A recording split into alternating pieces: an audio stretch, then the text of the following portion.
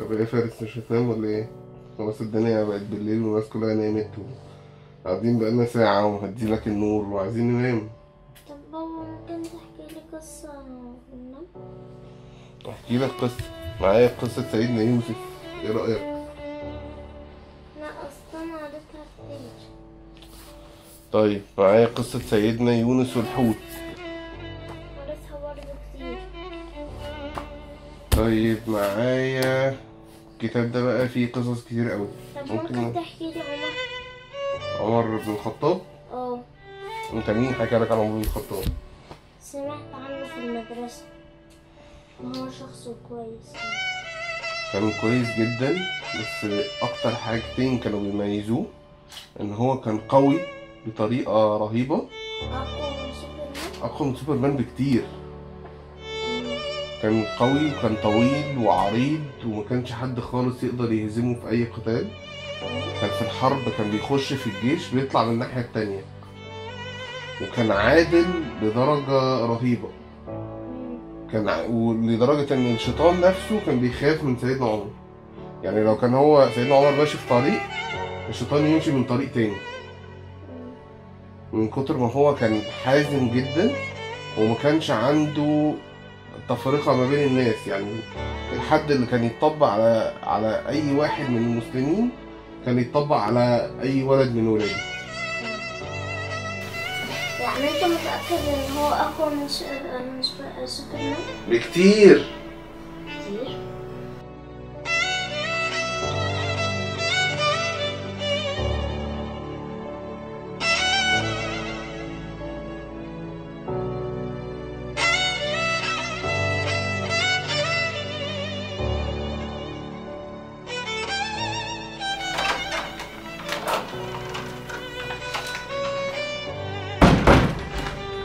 السلام عليكم. ازيك يا فارس، عامل ايه؟ ماله فارس ايه؟ انا مش عارفه ماله، غريب قوي النهارده. ايه اللي حصل؟ واحنا راجعين من المدرسه حصل كام موقف كده استغربت قوي تصرفه فيه. ازاي؟ طيب احكي لي اكتر.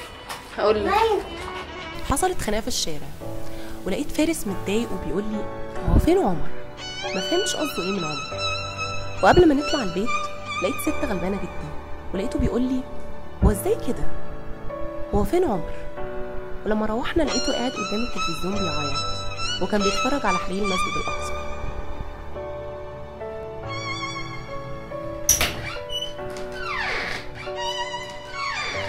ايه يا فارس، ما تسلمش عليا؟